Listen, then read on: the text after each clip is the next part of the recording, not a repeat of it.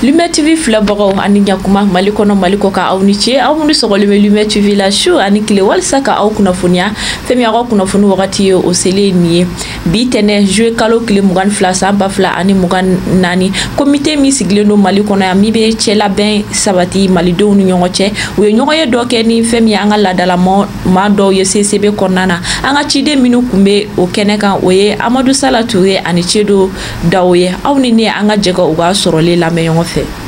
La commission ɲɛmɔgɔ ye laseli min kɛ ne b'a essayer k'o kumabaw tɔmɔ k'o lase aw ma todunkan na hali n'a sɔrɔ ne yɛrɛ ye fila ye sa n'a se ka dɔ fɔ bamanankan na. A fɔlɔla ka kunnafoni fɔlɔ min di o ye ka aw fo a ka wele min sera aw ma n'aw y'a jaabi kana so in kɔnɔna fa ala barika la a diyara ye a b'o foli lase aw ma foli in laseli aw ma o ka kan fana o parce que jamana in kosɛbɛ tɛ se ka kɛ bi k'a fɔ k'a bɛ pan dugutigilakaw kunna ka pan diinɛ ɲɛmɔgɔw kunna ka pan donsow kunna ka pan ɲamakalaw kunna wele kun ye o ye ka don wele kun fɛsɛfɛsɛ la a y'a yira k'a fɔ kabini san tɛmɛnen san kura bɛna jɔ tuma min na n'o ye nin san ye jamana ɲɛmɔgɔ n'o ye colonel Asimi Goyita ye a ye laseli min kɛ jamanadenw ma a y'a yira k'a fɔ jamana in a sɛgɛnna a ɲanina an ka ca ni san 10 ye bi jamana bɛ gɛlɛya kɔnɔ diɲɛ bɛɛ ko k'u farala Mali kan ka fura ɲini gɛlɛya in na fura ma sɔrɔ a la ni dɔ ma fara kan fɛn ma bɔ gɛlɛya la o tuma ale y'a yira k'a fɔ sisan a sera sa anw maliyɛn damaw anw yɛrɛ ka sigi ka mɔgɔ wɛrɛw sen bɔ a la an ka sigi ka kuma gɛlɛya min bɛ jamana kan an ka hakili jagabɔ ka fura ɲini a la a ye commission dɔ sigi n'o kɛra commission de dialogue ye intermalien o ɲɛmɔgɔ tun bɛ premier ministre kɔrɔ bolo Ousmane Isufi Mayiga ale de y'an ka ɲɛsen mana commission ye o commission a ye baara kɛ kalo 4 a ye ŋaniya caman yira 302 ni y'a lisi dafa k'a yira jamana ɲɛmɔgɔ la k'a fɔ i ye danaya min da anw kan ne ni jɛmɔgɔw kan an ye hakilina jagabɔ min kɛ an ni sira maliyɛnw bɛɛ ma min sɔrɔla ka kɛ ɲɔgɔn kan o ye nin ye a kɛrɛnkɛrɛnya la a y'a yira k'a fɔ sɛbɛn kɔnɔna na walasa baara in kana dan sira la a ka gafe ɲini k'a bɔ min bɛ bɛn lakana kelenya sigiɲɔgɔnya k'o sinsin an ka jamana kɔnɔ o de kɛra nin commission nin jamana ɲɛmɔgɔ ye a tulo don o kɔrɔ ka nin commission nin sigi sen kan commission nin sigi dɔ sen kan a yɛrɛ y'a ɲini fana k'a fɔ fɔlɔ an ye baara fɔlɔ min kɛra n'an ye jamanadenw lamɛn an ka to o taabolo kan o de la kɔni la a ye aw wele k'a fɔ an ka fara ɲɔgɔn kan bi an ka baara an ka kɛ ɲɔgɔn fɛ baara in a tɛ se ka kɛ aw kɔ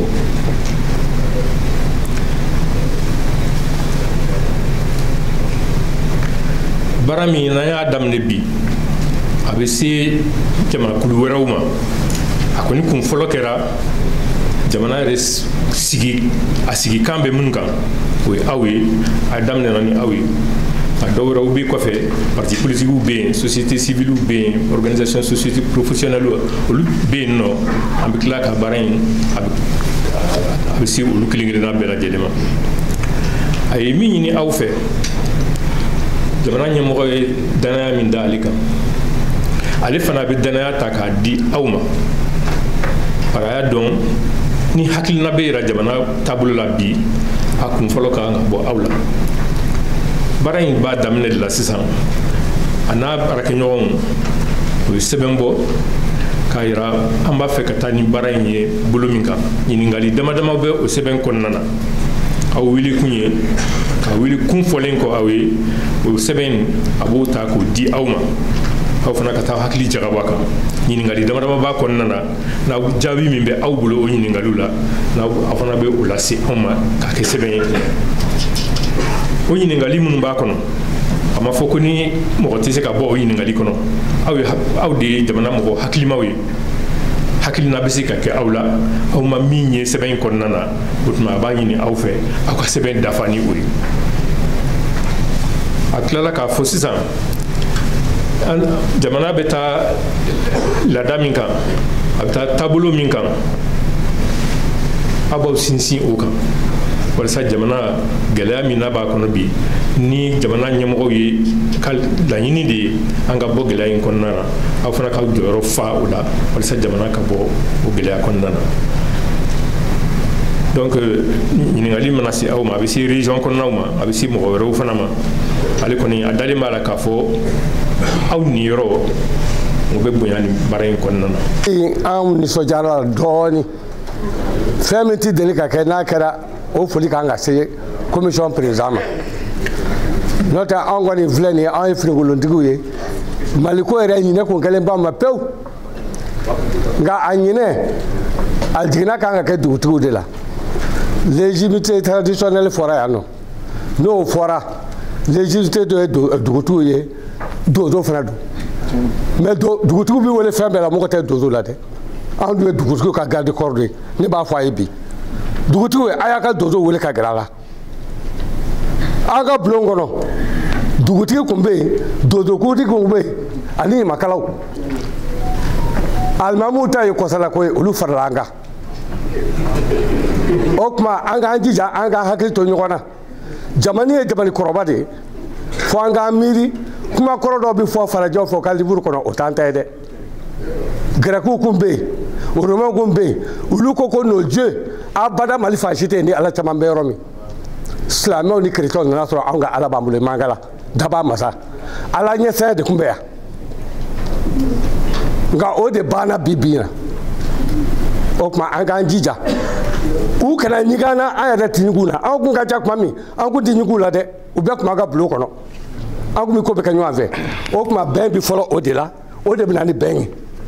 an ka ɲɔgɔn minɛ ka ɲɔgɔn dɔn n'o kɛra jamana bi ɲa dɛ an ka kɔrɔlenw ta bila ka taa n'a yɛrɛ ka laada kɔrɔ ye n'a fɔra laada kɔrɔ bolisɔn ko tɛ dɛ o ko tɛ sinjiya badenya sinɛgunya kalimaya ani nimɔgɔniya min tun b'anw fɛ yan natɔ dun bɛ Mali de la a tɛ yɔrɔ si o tuma ni jamana fɛn bɛ ka kuma n'olu ka civilisation kuraw nana arabu ni tubabu ta o de ye Mali don bɔgɔ la o tuma f'an ka taa sigi ka taa ta in de la n'an ma taa o la an t'i yɛlɛ wa a dansɔgɔdi ko an bɛ kɛnɛ dɔ kan waleɲuman dɔn kɛnɛ fɛnɛ don n'a ma fɔ a man ɲi bi anw bɛ kuma fɛn dɔ b'an disi la o tun tɛ yen kunun il y a 60 ans la chefferie traditionnelle avait été mise sur les teignoirs. 60 ans. Et 60 ans après, dɔ de nana a dayɛlɛ ko jamana a sinsin n'a ye ninnu de ye o tuma na a y'a dayɛlɛ fɛn fɛn ni an n'o ka kan a y'o da an ma parce que kunun baara min tun bɛ ka kɛ an fɛ pour que an ka segin o baara kelen de la il y a l'insigne, il y a le certificat de reconnaissance et il y a même le drapeau national qui est l'emblème de la nation qui flotte sur nos toits. Et la journée aussi. On y est un peu Keneka. À Kaka, a k'a fɔ a ka taa don a tulo la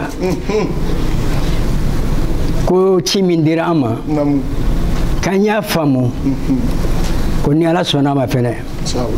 an bɛna ciw kɛ. Il y a eu les assises nationales de la refondation de l'État. Le dialogue national intermalien. Bi, on parle de charte nationale. Eh bien, fin kelen peu drone de nofé. Fin kelen peu. Jamana ka ke kelinye. Jamana denw ka ke kelinye. Haka jam se ka bɔ ni kɔlɔlɔ kɔnɔ ka taa ɲɛfɛ. A b'o dɔrɔn de nɔfɛ. Fɛnba saba in dɔn. Ni min charte min filɛ nin ye. Et je crois que ce sera un engagement ferme pour maliden bɛɛ lajɛlen ka sɔn fɛn dɔ ma sa an ka bɔ nin taraka in na. Et dugu ka baara tɛ dɔ wɛrɛ c'est la conciliation et la réconciliation. Dugutigiw y'o de ye o. A bɛɛ bɛ ɲɛnabɔ bulon kɔnɔ ɲaaro ni turo ni darabaw sigilen filɛ nin ye. Hali sini an bɛ t'olu ka bulon de kɔnɔ kuma in bɛ fɔ ka ban papier t'a la mais aw ɲamakala de b'a ko ɲɛnabɔ. Alors quand on est sur un tel espace il faut que mɔgɔw k'a faamu. U ni an ka laadalatigiw ka ɲɔgɔn yeli kɔfɛ u ni société civile mɔgɔw ye ɲɔgɔn ye CCB kɔnɔna na Amadou Sala Touré ani Cédou ka ɲinini an ka jɛ k'o lajɛ ɲɔgɔn fɛ. Tɔgɔ ye Docteur Ibrahima Bamba. Ne bɛ Fondation Centre Malien pour le dialogue interparti et la démocratie n'a bɛ fɔ o ma CMDI. An bɔra ka commission lamɛn an ye faamuyali sɔrɔ a la parce que commission ka laɲini ye min ye maliyɛnw bɛɛ ka se ka bɛn kelen ma lafiya bɛ se ka don Mali kɔnɔ cogoya min na n'an ye Mali tɔɔrɔra depuis 2012 gɛlɛya bɛ Mali kɔnɔ mais gɛlɛya nin a bɛ se ka taa min mɛnɛ an bɛ se ka ta faga cogo min ma commission y'o laɲini de kan ye donc commission fana ye a ye ɲininkali d'an ma o ɲininkali min na an bɛ se ka hakili jagabɔ pour que bɛn ni lafiya bɛ se ka na Mali kɔnɔ cogo min na. N'an bɔra yen nɔ an ma senna biribiri Amérique dugu kɔnɔna na Américains ka kalafili min bɛ senna nin wagati na Joe Biden y'a sen bɔ o kalafili la k'a di a ka vice président ma min tɔgɔ ye Kamala Harris. Ni ne halisa an ka Ala deli an ka Maliba ye Ala ka bɛn ni kelenya sigi an ka Maliba kɔnɔna na o la nin bɛ dan kɛ an ka bi kunnafoni la aw ni ce aw ka kulomajɔ la wa aw k'an bɛ wagati wɛrɛ.